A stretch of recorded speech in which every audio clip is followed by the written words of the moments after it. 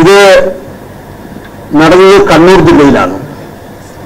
കണ്ണൂർ ജില്ലയിലെ ധർമ്മടം നിയോജക മണ്ഡലത്തിലാണ്. നമ്മുടെ കേരളത്തിന്റെ മുഖ്യമന്ത്രി ശ്രീ പിണറായി വിജയന്റെ നിയോജക മണ്ഡലത്തിലാണ് ഇത് സംഭവിച്ചിട്ടുള്ളത്. പക്ഷെ അദ്ദേഹം ഇതുവരെയും ഒരു അക്ഷരം മുന്നിട്ടില്ല. ഒന്നുകിൽ കോളേജ് അധികാരികളുടെ ഭാഗത്തുനിന്നുള്ള പീഡനം, മറ്റല്ലെങ്കിൽ സവർണ സമുദായത്തിൽപ്പെട്ട സഹ വിദ്യാർത്ഥികളുടെ പീഡനം, റാഗിംഗ് പോലെയുള്ള പീഡനങ്ങൾ. അങ്ങനെ വ്യത്യസ്തമായ സാഹചര്യങ്ങളിലൂടെ പട്ടികവിഭാഗ കുട്ടികൾ കൊല ചെയ്യപ്പെടുന്നു. ഇത് നടന്നത് കണ്ണൂർ ജില്ലയിലാണ്. കണ്ണൂർ ജില്ലയിലെ ധർമ്മടം നിയോജക മണ്ഡലത്തിലാണ്. നമ്മുടെ കേരളത്തിന്റെ മുഖ്യമന്ത്രി ശ്രീ പിണറായി വിജയന്റെ നിയോജക മണ്ഡലത്തിലാണ് ഇത് സംഭവിച്ചിട്ടുള്ളത്. പക്ഷെ അദ്ദേഹം ഇതുവരെയും ഒരു അക്ഷരം മുന്നിട്ടില്ല. KPM സംശയിക്കുന്ന ഇക്കാര്യത്തിലും ഗവൺമെന്റ് സപ്പോർട്ട് ചെയ്യുക കോളേജ് മാനേജ്മെന്റിനും ഈ അധ്യാപകർക്കും ഉണ്ടോ എന്നുള്ള സംശയം ഞങ്ങൾക്കുണ്ട്.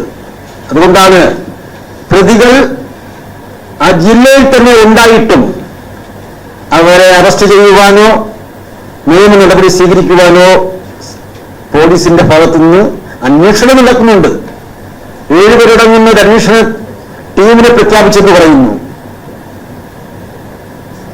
നേരെ മറിച്ച് പട്ടികജാതിക്കാരുടെ പേരിൽ ആരുടെയും ഒരു ചെറിയൊരു തെറ്റി കേസ് ഉണ്ടായാൽ പോലും അവന്റെ വീടുകൾ കയറി ഇറങ്ങി അവന്റെ കുടുംബത്തെ തന്നെ പിടിച്ചു കൊണ്ടുപോകുന്ന പോലീസാണ് ഇത്രയും ക്രൂരമായ ഒരു സംഭവം നടന്നിട്ട് പ്രതികളെ സംരക്ഷിക്കുന്ന രീതിയിലേക്ക് പോകുന്നത്. ഇന്നലെ ഞങ്ങൾ വൈകുന്നേരം സെക്രട്ടേറിയറ്റിന് മുന്നിലേക്ക് ഒരു മാർച്ച് നടത്തുകയുണ്ട് ഈ വിഷയവുമായി ബന്ധപ്പെട്ട്. ഞങ്ങൾ കൂടിയാലോചന നടത്തി തന്നെ ഈ പ്രതികളെ പിടിക്കുന്നത് വരെ ശക്തമായ സമരപരിപാടികൾക്ക് രൂപം കൊടുക്കുവാൻ KPM തീരുമാനിച്ചിട്ടുണ്ട്. ഇന്ന് സോഷ്യൽ മീഡിയയുടെ കാര്യങ്ങളൊക്കെ ഒത്തിരി വരുന്നുണ്ട്. എങ്കിൽ തന്നെയും ഞങ്ങൾക്ക് പറയാനുള്ളത്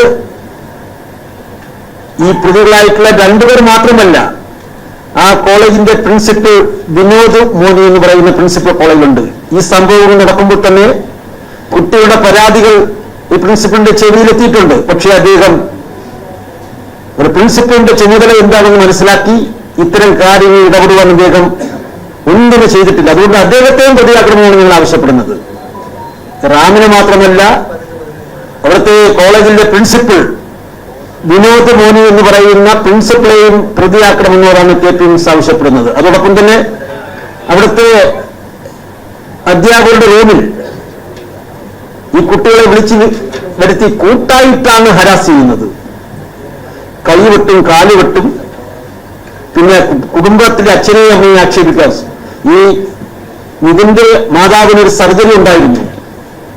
ആ സർജറിയുടെ കാര്യം പറഞ്ഞപ്പോൾ പറഞ്ഞത് അതിനും ആക്ഷേപമാണ്.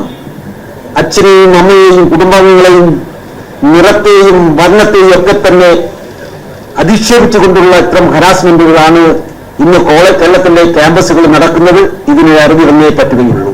തീർച്ചയായിട്ടും ഇന്നലെ ഇത്തിരി സംഭവം നടന്നിട്ടുണ്ട്. ഏറ്റവും അവസാനം നമുക്കറിയാം സിദ്ധാർത്ഥിന്റെ കൊലപാതകം. അതും നെടുമങ്ങലുള്ള ചെറുപ്പക്കാരനായിരുന്നു, കുട്ടിയായിരുന്നു.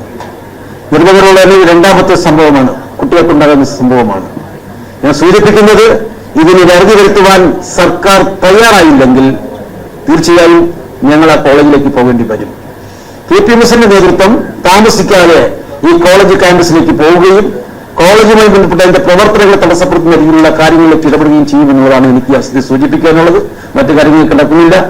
വാർത്താ മാധ്യമങ്ങൾ തീർച്ചയായിട്ടും സോഷ്യൽ മീഡിയയിലൂടെയൊക്കെ ഈ വാർത്ത വന്നുകൊണ്ടിരിക്കുന്നെങ്കിൽ തന്നെയും കോളേജ് ക്യാമ്പസിൽ നടക്കുന്ന ചില സമരങ്ങൾ മാത്രമേ സൂചിപ്പിക്കൂ. കേരളത്തിൽ അങ്ങോളം ഇങ്ങോളം ഈ വിഷയവുമായി ബന്ധപ്പെട്ട് വിവിധ പട്ടികജാതി സംഘടനകൾ നിരവധിയായ സമരങ്ങൾ നടത്തിയിട്ടുണ്ട്. പക്ഷേ അതൊന്നും പത്രങ്ങളിലൊന്നും സാധാരണ കാണാറില്ല. തീർച്ചയായിട്ടും ഞങ്ങളുടെ ഈ വിഷയവുമായി ബന്ധപ്പെട്ട് വാർത്തകൾ വരേണ്ടത് അനിവാര്യമാണ്. ഞങ്ങളെ സഹായിക്കണം.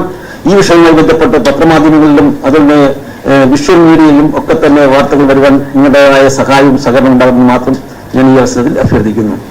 എന്നോടൊപ്പം ഈ പത്രസമയത്ത് പങ്കെടുക്കുന്നത് KPMന്റെ തിരുവനന്തപുരം ജില്ലയിലെ നേതാക്കന്മാരായിട്ടുള്ള ജില്ലാ പ്രസിഡന്റ് ശ്രീ കാർഷികുള രാജൻ, ജില്ലാ സെക്രട്ടറി ശ്രീ കോടോള് സജയൻ, ജില്ലാ കമ്മിറ്റി അംഗം വട്ടക്കരിക്കം പ്രഹ്ലാദൻ ഉൾപ്പെടെയുള്ള നേതാക്കളാണ് ഇതിനകത്ത് പങ്കെടുക്കുന്നത്. ഞങ്ങൾ ഇന്നലെ ആ ചെറുപ്പക്കാരന്റെ വീട് സന്ദർശിച്ചിരുന്നു. അമ്മയെയും അച്ഛനെയും കണ്ടിരുന്നു. ഞങ്ങൾക്കും ഈ വിഷയത്തിൽ ബന്ധപ്പെട്ട് പറയാനുള്ളത് വളരെ നിർധന കുടുംബമാണ്.